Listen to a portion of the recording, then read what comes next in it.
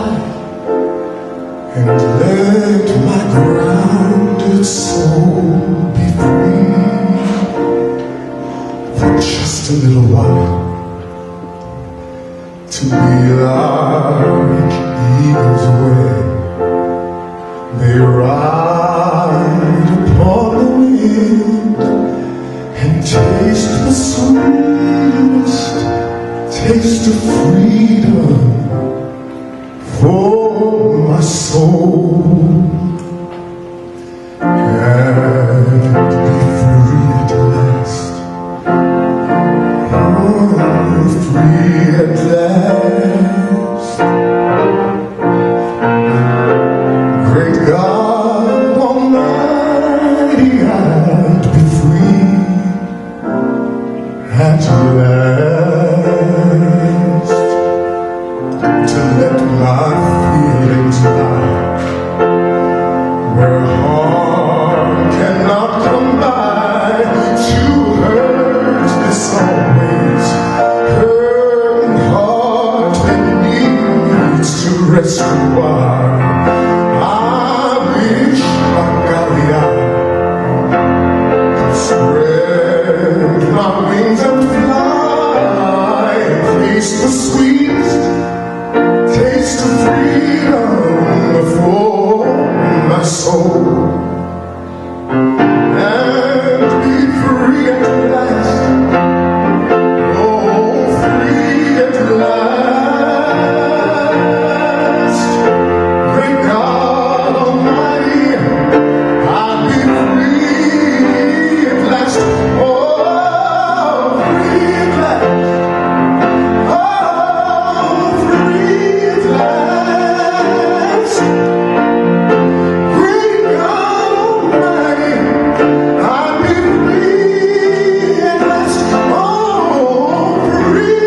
last.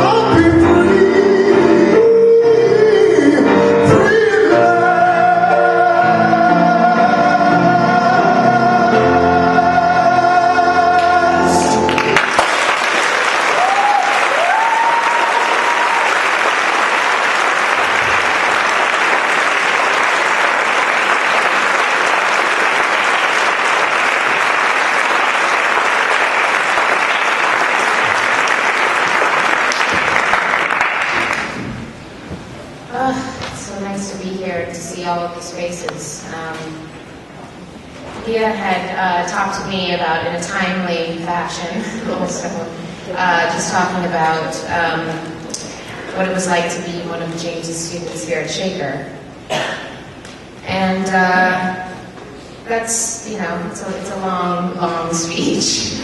Actually, I remember today that James had asked me to speak. I think I had graduated maybe 4 years after I graduated. James had asked me to speak at this exact same podium, exact same auditorium, about my experiences at Shaker Theater now that I was an alumni.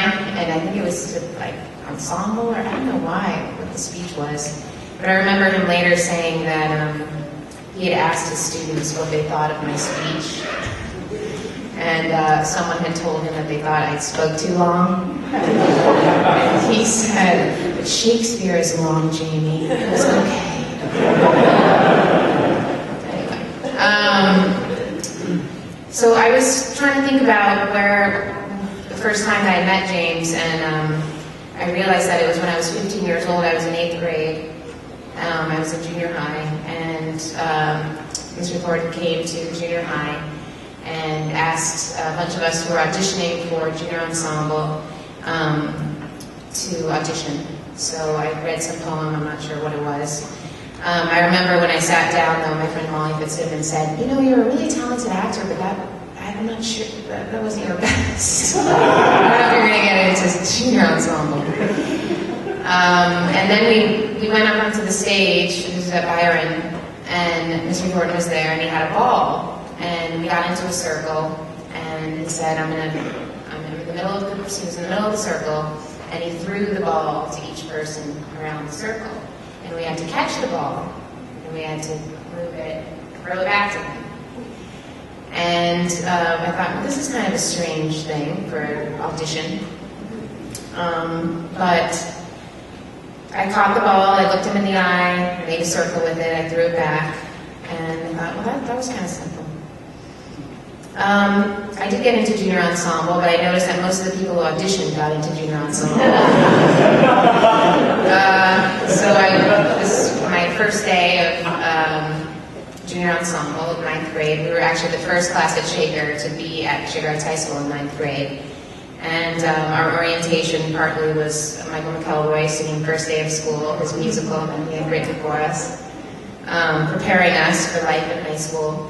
And our first day of junior ensemble, I learned the sun stretch and the poof, and I tried to find stillness, which I still struggle with. I had to pull my string, and the hardest thing for me was actually sitting on this thrust where JT would talk. And it's really hard for me to stand up straight and sit up straight, and that was kind of my hardest thing for me. But I thought, well, this is kind of simple, you know, this poof thing, and stretching, and it's hard to sit up straight, but I can do this. It all felt kind of weird, and I felt like I was being pushed into this realm that was sort of unclear, but I felt willing to travel there.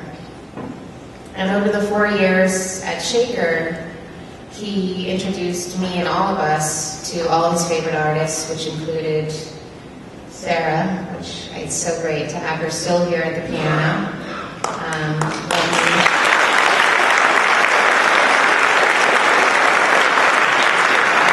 Chris, and of course Miss Gardner, who's teaching all but also, of course, Leonard Cohen and Rilke and Goethe. And he also was introducing us to himself, James the artist.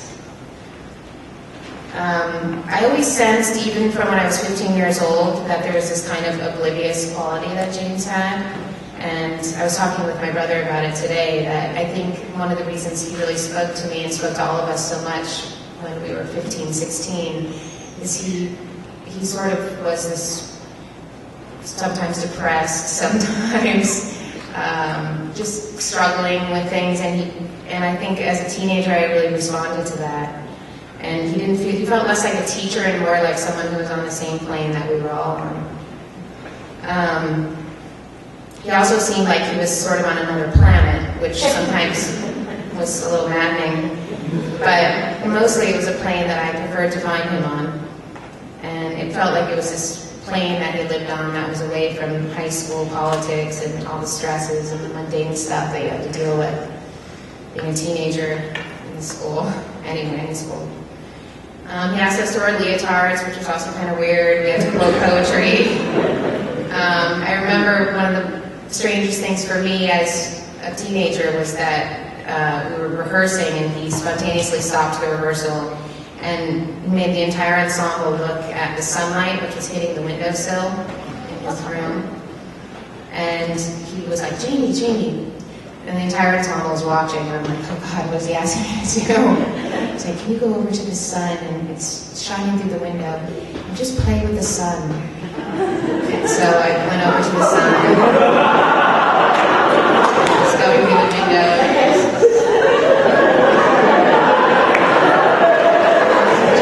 Just play. So no rehearsal got done, of course. But we all just sat there and they all watched me play with the sun and I didn't. The lessons were always simple, but always deeply profound. They sometimes made my eyes roll. But I learned to just go with it. And I think that's one of the reasons that we connected, is that wherever he would say, Jamie, go do that. Okay. And I realized that it was sort of like the ball. I caught it, I made the circle, and I threw it back. And here we all are in this room, former students, alumni, still in our circle. And he's here in the center. of us. He always said the end of all of our exploring will be to arrive where we started and to know the place for the first time. And here today we have the offerings for you. Your seeds have changed us, and we're still throwing them back, continuing the circle. Still catching, making the circle, throwing it back.